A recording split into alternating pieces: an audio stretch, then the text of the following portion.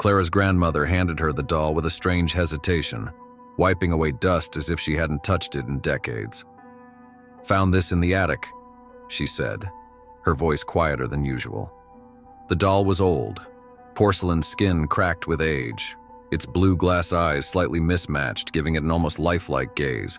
Its lips curled into a faint smile, one that felt too knowing, too expectant. Clara's mother frowned, shifting uneasily. "Are you sure it's okay for her to have that?" Her grandmother only nodded, but something about the way her fingers lingered on the doll's dress, like she wanted to take it back, made Clara's mother uneasy. Clara clutched the doll to her chest, beaming. "She's perfect," she whispered, brushing the dust from its hair. "What's her name?" her father asked, forcing a smile. Clara didn't hesitate. "Lillian." Her parents exchanged glances. "How do you know that?" her mother asked. Clara tilted her head, stroking the doll's hair. "She told me." A draft whispered through the room, though no windows were open. Within days, Clara was inseparable from Lillian. She carried the doll everywhere, tucking her into bed, setting her on the dinner table, whispering to her in hushed tones. At first, her parents brushed it off as imagination, but soon, Clara's whispers changed. They weren't just playful murmurs anymore. They were conversations. Late one night, Clara's mother stood outside her daughter's bedroom, listening. The child's voice would drop, low, rasping, then silence, then her normal voice again, as if she were listening in between. Curiosity won out. Her mother pushed the door open just a crack. Clara sat cross-legged on her bed, Lillian in her lap. "Sweetie?" Clara didn't turn. She just stopped whispering. Then, slowly, her head rotated. Just her head, her body stiff and unmoving. Her wide eyes locked onto her mother's. She smiled.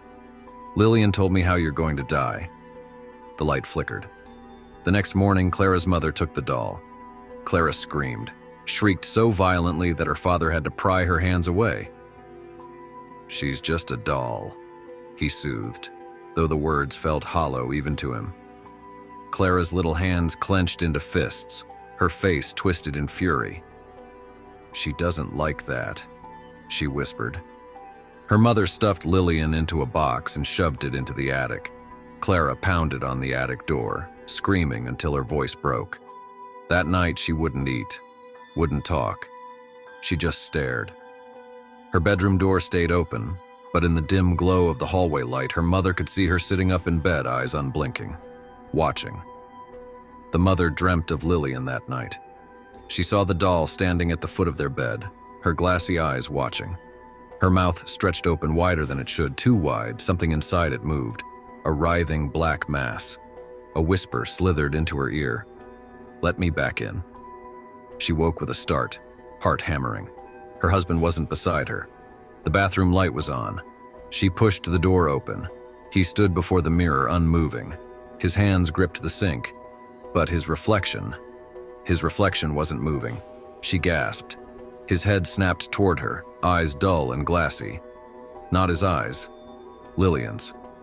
She stumbled back, slamming the door shut. Behind it, a soft giggle echoed. The next morning, Clara was waiting at the table, smiling. The doll sat beside her. Clara's mother froze. "I threw that away," she whispered. Clara giggled. "No, you didn't." Her mother turned to her husband. "Did you?" His face was pale, his hands trembling around his coffee mug. He hadn't put it back. No one had. A sound creaked above them. The attic door. That night, the mother woke to a noise. A shuffling sound. She turned over, and Clara was standing at the foot of the bed. Lillian was in her arms. Her mother sat up, cold fear running down her spine. "Clara, honey, what's wrong?" Clara's lips didn't move, but a voice answered, low, hissing. "You should never have thrown me away." The doll's head twisted, its mouth slowly parting, too wide, too deep. Her husband bolted awake, but something yanked him down. Hands. Small, cold hands. The blankets twisted, pulling him under. His screams gurgled into silence. The mother scrambled back, falling from the bed. Clara stood over her now, watching with those two wide eyes. Then, in that same rasping ancient voice, she whispered, "I told you how you'd die." The last thing the mother saw was Lillian's porcelain face, grinning, before the world was swallowed in darkness. The giggling was the last thing she heard. Then, nothing. The next morning, the house was silent. When the police arrived, they found the bedroom door locked from the inside. The bed was empty. The only person in the house was Clara, sitting at the table, humming to herself. Lillian was in her lap, her glass eyes sparkling. The officers asked where her parents were. Clara only smiled, stroking the doll's hair. They're with Lillian now. A breeze moved through the room, rattling the windows. One of the officers shivered and turned away.